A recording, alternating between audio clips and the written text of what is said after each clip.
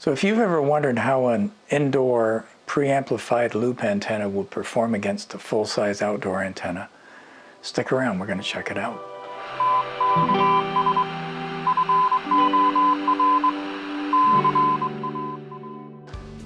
Some time ago I acquired one of these indoor amplified or preamplified loop antennas made by a fellow called Larry Plummer. W6LVP is his call, and he sells them out of California. The one I have is his smallest. It's about a half meter, or just a little bit more than a half meter in diameter. And I wanted to compare it against my vertical trap antenna, which is a Hustler 4BTV, which covers 40 meters and 30 meters through a trap I added on. 20 meters, 15 meters, and 10 meters. And then I also have a small fan dipole outside for covering 11 and 17 meters. So what we'll try to do, and at the point of recording this intro, I haven't actually done the experiment, so I don't know what the results are going to be like, but I'm sure we'll get there. I want to put the indoor loop outside, sort of co-locate it with the trap antenna, and run the coax from each back to a coax switch, and then I'll switch between the two antennas and monitor the signal strength on the S meter of my ICOM ICR75. Now it's going to be a little bit tricky because first of all, to be fair, we have to record, or we have to compare, I should say, within the ham bands only. So that means we're going to be dealing with very intermittent signals. And the reason I say to be fair is because the trap antenna is tuned only to those bands. So if you go outside of the bands for general coverage listening, that antenna is at a disadvantage, whereas the loop antenna is supposed to be broadband, I think from about longwave up to 30 megahertz. So the other thing that's going to be a little different between the two when I put them outside is I'm going to use about a 14.6 meter or 48 foot piece of RG8X to connect to the loop antenna, and about a 72 foot or 22 meter length of RG8X to connect to the vertical. So, but even at 30 megahertz, the loss is about 2 dB per 100 feet. So for that difference, it's only going to be about a half dB difference. And remember, an S unit is, I believe, about 6 dB, so you would hardly notice a half dB difference. One thing to be aware of is that loop antennas are directional as opposed to a vertical antenna, which is omnidirectional. And I've got a rather pathetic looking little model here of a loop. The actual loop antenna is much bigger than this. But just to give you an idea that it's directional in the sense that if you aim the plane of the loop toward the antenna so it can come off, either direction, you'll get the maximum signal. But one of the benefits of a loop antenna is that you can attenuate noise that's in your area. It might be at the cost of maybe reducing the received signal strength a little bit, but what you do is you aim the broadside part of the loop antenna at the disturbing noise source. So that's something to keep in mind. It's going to be tricky to determine what the optimum direction of the loop antenna is, and that might be a little unfair on the loop antenna versus the vertical, but we'll do our best. So it's a lovely morning here, and we're just about getting ready to do our antenna tests. So let me just take you out, and if we spin around here with the camera, you'll see the antenna setup. There's the loop on the right, the vertical, and the fan dipole on the left. So the Hustler 4BTV is here, and this is first trap you see is 10 meters, the next one is 15 meters, and where the guy wires are, or guide ropes are, is 20 meter Above that is a 30-meter trap, and then the full length of the antenna is for 40 meters. And this is the W6 LVP small portable or indoor loop antenna. And you can see right there, if I can get my finger in the right place, that's the preamp that the loop connects into. And then as we tilt down, this is the power inserter that inserts 12 volts DC into the coax and up to the loop to power the preamp. And down below, we have the battery. This is the ICOM ICR75 that we're going to be using for these tests. And over here, see all the coax coming in from the two antennas, and there's the switch that we'll be using to switch between them. So I have a very sophisticated method of rotating the antenna here. It's called a Velcro cable tie.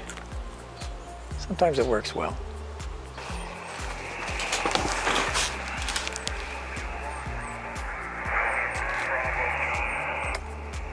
This station is in Kentucky, so he's to the south of me, lined up with my loop antenna, which is aimed that way.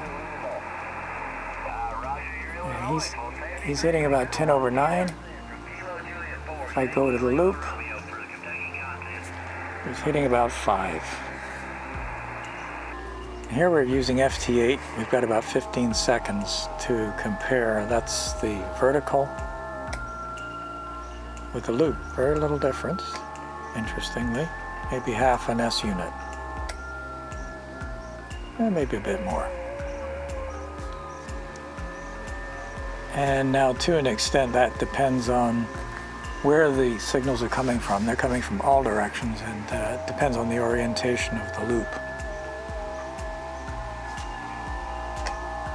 There's the vertical,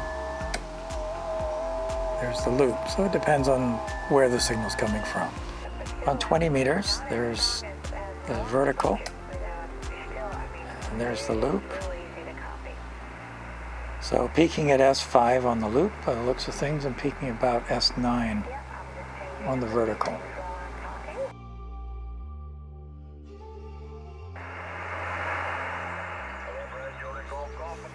Fan dipole.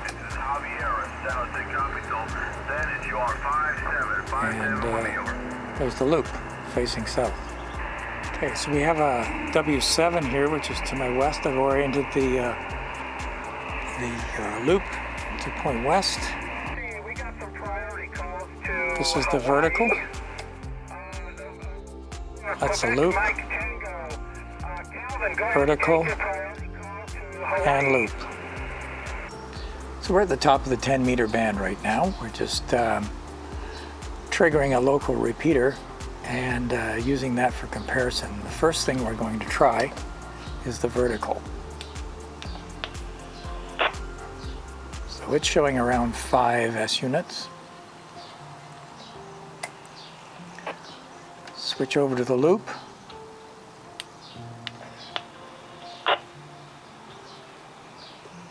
And it's barely S1.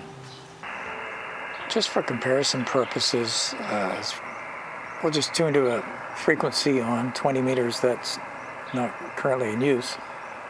And we're on the loop, and you can see there's virtually no reading. From time to time it hits S1 for just the noise. And if we switch to the vertical, we have noise level between S3.5 and S4. Just to wrap up, just some thoughts on loop antennas. This loop antenna is fairly small, and as a result it has a rather small aperture, so comparing it to a full-size outdoor resonant antenna is a little bit unfair, although it is preamplified.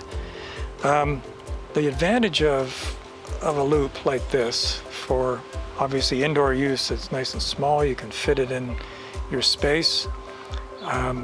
It is a broadband antenna as opposed to, say, the vertical, which is trap tuned and is only resonant at certain frequencies. this will take you across this loop will take you right across the entire shortwave band and down into medium wave and long wave as well. So it has that advantage to it. It also has the advantage of being able to steer it, as I mentioned earlier, toward a noise source, so that you can at least get some extra benefit or some better signal to noise ratio if you have a local interfering source just by turning it. But of course that might steer it away from the desired signal as well to an extent, so it's a compromise. On that note, the disadvantage is that the loop antenna is inherently directional, so if you're trying to use it for general coverage shortwave listening, you won't always know which direction to point it in. You'll be constantly spinning it to get the best signal. So there are some pluses and some minuses to using it. Now, that said, comparing it with, say, the vertical or the fan dipole, there was a marked difference between the loop and those two antennas, because just doing the noise experiment for a start, we're on 20 meters, you compare the noise level coming off the antenna.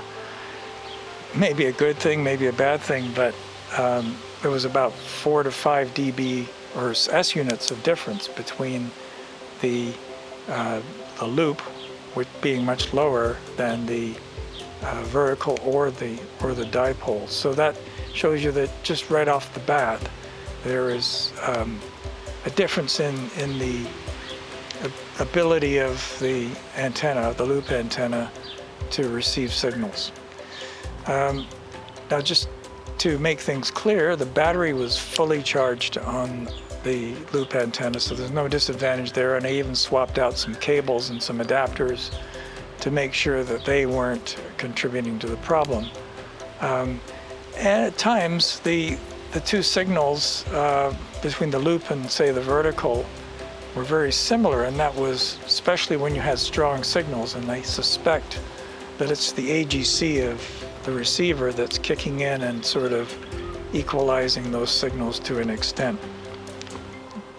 So just numerically to summarize, it sounds a little harsh, but there was about anywhere from a 2, typically 3 S unit to 5 S unit difference between the full-size outdoor antenna and the indoor loop antenna. That's significant. But again, if you're looking for something to have indoors that will allow you to cover everything from long wave right up to 30 megahertz, an indoor loop, a preamplified indoor loop, would probably work well for you. Now, also, if you wanted to improve the performance, I would say if you looked at some of the larger loops, diameters, you'll probably get a much better signal to noise ratio or signal strengths. And I think you can get them typically in a 1 meter size, again, preamplified. So that's an important thing. Anyway, I hope you got something out of this. By no means is this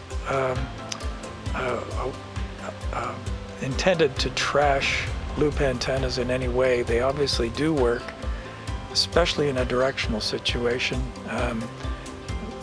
But I did check when I was testing against the 29.64 megahertz 10 meter repeater. I did check to make sure I had the loop pointed toward the actual repeater site, and so what we were seeing, that 3, 4, 5 dB or S unit difference, was real. So anyway, I hope you enjoyed this. I hope you got something out of it. If you did, please like it and subscribe, and we'll see you in the next video.